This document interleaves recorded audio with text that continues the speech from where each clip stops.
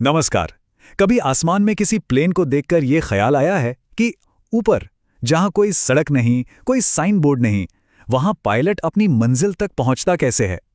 ये किसी जादू की तरह लगता है ना? तो चलिए आज इसी जादू के पीछे की साइंस को समझने की कोशिश करते हैं। असल सवाल तो यही है। देखिए, जमीन पर तो हमारे पास गूगल मैप्स हैं, जीपीएस हैं, लेकिन सोचिए जरा 40,000 फीट की ऊंचाई पर जब चारों तरफ बस आसमान हो, तब क्या? इसका जवाब असल में पुरानी और नई टेक्नोलॉजी के एक बहुत ही दिलचस्प कॉम्बिनेशन में छिपा है। सबसे पहले ये समझते हैं कि ये मुश्किल क्यों है। देखिए, कार चलाना 2 डायमेंशनल है, मतलब आगे पीछे और दाएं बाएं। लेकिन एक हवाई जहाज 3 डायमेंशंस में उड़ता है। उसे सिर्फ सही दिशा में ही नहीं, बल्कि सही ऊंचाई पर भी रहना होता है। और ये सब कुछ एक ऐसे खुले आसमान में करना होता है जहां दूर दूर तक कोई लैंडमार्क नहीं होता। तो इस चुनौती का हल क्या है? हैरानी की बात यह है कि आसमान में रास्ता खोजने की तैयारी हवा में शुरू ही नहीं होती। इसकी पूरी नींव जमीन पर ही रख दी जाती है, प्लेन के टेक ऑफ से काफी पहले। और इसका सबसे जरूरी हिस्सा है एक मजबूत प्लान। तो ये प्लान बनता कैसे है? हर कमर्शियल फ्लाइट की शुरुआत एक बहुत ही डिटेल्ड फ्लाइट प्लान से होती है। आप इसे पायलट का डिजिटल रोड मैप कह सकते हैं। लेकिन ये मत समझिएगा कि ये बस पॉइंट ए से पॉइंट बी तक एक सीधी लकीर है। नहीं, ये उससे कहीं ज्यादा कॉम्प्लेक्स होता है। तो उड़ान से ठीक पहले 3 सबसे जरूरी काम किए जाते हैं। पहला, पायलट रास्ते के पूरे मौसम की अच्छी तरह से जांच करते हैं। दूसरा, वो अपना flight plan air traffic control यानी एटीसी को सबमिट करते हैं। और आखिर में ये पूरा का पूरा रूट प्लेन के कंप्यूटर में फीड कर दिया जाता है। ये सारे स्टेप्स सेफ्टी और एक्यूरेसी के लिए बहुत जरूरी हैं।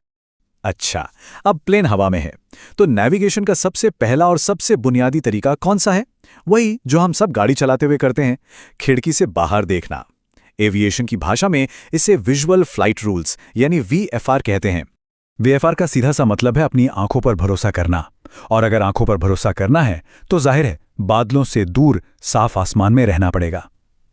इसमें पायलट नीचे जमीन पर नदी, हाईवे या किसी शहर जैसे लैंडमार्क को देखकर अपना रास्ता तय करते हैं और नक्शे से मिलाते रहते हैं। साफ मौसम में छोटी दूरी की फ्लाइट्स के लिए ये तरीका आज भी इस्तेमाल होता है। लेकिन यहीं से चीजें थोड़ी कॉम्प्लिकेटेड और इंटरेस्टिंग हो जाती हैं। सोच कर देखिए, जब मौसम खराब हो, घने बादलों के बीच उड़ना हो, या फिर घनी रात में जब नीचे जमीन का कोई नामो निशान ना हो, तब क्या? जब आंखें काम ना करें तो पायलट आखिर किसके सहारे आगे बढ़ता है? इसका जवाब है टेक्नोलॉजी। इसका जवाब है इंस्ट्रूमेंट फ्लाइट रूल्स या आईएफआर। ये एक ऐसा सिस्टम है जो पायलट को पूरी तरह से सिर्फ अपने इंस्ट्रूमेंट्स पर भरोसा करके उड़ने की इजाजत देता है। आप इसे ऐसे समझ सकते हैं कि आसमान में कुछ अदृश्य इनविजिबल हाईवे बने हुए हैं, जिन्हें फॉलो करने के लिए ही प्लेन्स को डिजाइन किया गया है। तो वीएफआर और आईएफआर में फर्क बिल्कुल साफ है। वीएफआर का मतलब है देखो और उड़ो। आईएफआर का मतलब है इंस्ट्रूमेंट्स पर भरोसा करो और उड़ो। आईएफआर की मदद से ही पायलट खराब से खराब मौसम और बादलों के बीच से भी उड़ पाते हैं, और वो एयरवेज नाम के पहले से तय रास्तों पर चलते हैं, जिससे सब कुछ सुरक्षित और ऑर्गेनाइज्ड रहता है। आईएफआर के शुरुआती दिनों में जो सबसे जरूरी इंस्ट्रूमेंट था वो है वीओआर। इसे आप समंदर के लाइट हाउस जैसा समझ सकते हैं, बस ये आसमान के जहाज़ों के लिए है। ये स्टेशन ज़मीन पर लगे होते हैं और हर दिशा में रेडियो सिग्नल भेजते हैं। प्लेन में लगे रिसीवर इन सिग्नल्स को पकड़कर पायलट को बताते हैं कि वो स्टेशन से किस दिशा में और कितनी दूर हैं। लेकिन आज एविएशन की दुनिया पर एक ऐसी टेक्नोलॉजी का राज है जिससे हम सब बहुत अच्छी तरह वाकिफ हैं। वीओआर जैसे सिस्टम आज भी एक भरोसेमंद बैकअप की तरह इस्तेमाल होते हैं, पर नेविगेशन में असली क्रांति, असली रिवॉल्यूशन तो जमीन से नहीं बल्कि स्पेस से आया है।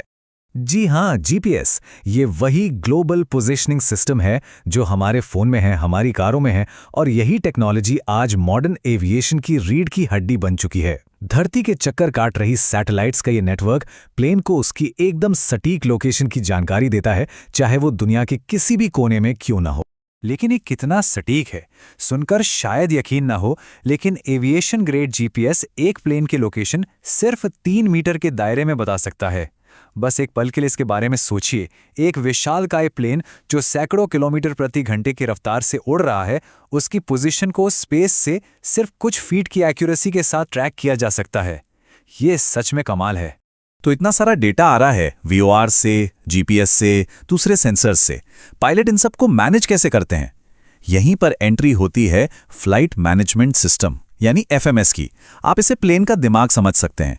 ये एक पावरफुल कंप्यूटर है जो सारे डेटा को एक साथ मिलाकर पायलट के सामने स्क्रीन पर एक आसान से नक्शे के रूप में पेश करता है। चलिए अब आते हैं सफ़र के सबसे नाजुक और सबसे ज़रूरी हिस्से पर, लैंडिंग। जब प्लेन अपनी मंजिल के बिल्कुल करीब होता है तो नेविगेशन में परफेक्शन, मतलब ज़रा सी भी चूक की गुंजाइश नहीं होती, खासकर जब बाहर विजिबिलिटी बहुत कम हो। और इस मुश्किल काम के लिए पायलट एक और ज़बरदस्त टेक्नोलॉजी का इस्तेमाल करते हैं, ILS यानी इंस्ट्रूमेंट लैंडिंग सिस्टम। सोचिए, रनवे से दो खास तरह की इनविजिबल रेडियो बीम निकल रही हैं। एक बीम प्लेन को बताती है कि दाएं बाएं कितना रहना है और दूसरी ये कि ऊपर नीचे कितना रहना है। प्लेन का सिस्टम इन बीम्स को पकड़ लेता है और पायलट कॉकपिट की स्क्रीन पर बस एक गाइड को फॉलो करते हुए एकदम परफेक्ट तरीके से प्लेन को रनवे पर उतार देते हैं। तो जैसा हमने देखा, ये किसी एक चीज का खेल नहीं है। पायलट की अपनी आंखों से देखने की कला से लेके सैटेलाइट से आने वाले सटीक सिग्नल्स तक, मॉडर्न पायलट इन सभी टेक्नोलॉजीज का एक साथ इस्तेमाल करते हैं। ये बिल्कुल एक ऑर्केस्ट्रा की तरह है जहां हर इंस्ट्रूमेंट अपना रोल निभाता है ताकि हर उड़ान अपनी मंजिल तक सुरक्षित पहुंच सके। और ये सब हमें एक आखिरी सवाल पर लाके खड़ा कर देता है। जब टेक्नोलॉजी इतनी एडवांस हो चुकी है कि वो एक प्लेन को खुद ब खुद रास्ता दिखा सकती है, लैंड करा सकती है, तो फिर कॉकपिट में पायलट की असली भूमिका क्या है? शायद अब उनका काम सिर्फ प्लेन उड़ाना नहीं रहा। वो अब एक सिस्टम मैनेजर हैं, एक प्रॉब्लम सॉल्वर हैं और सबसे बढ़कर वो उस इंसानी सूझबूझ का आखिरी सुरक्षा कवच हैं जिस पर हम सब भरोसा करते हैं।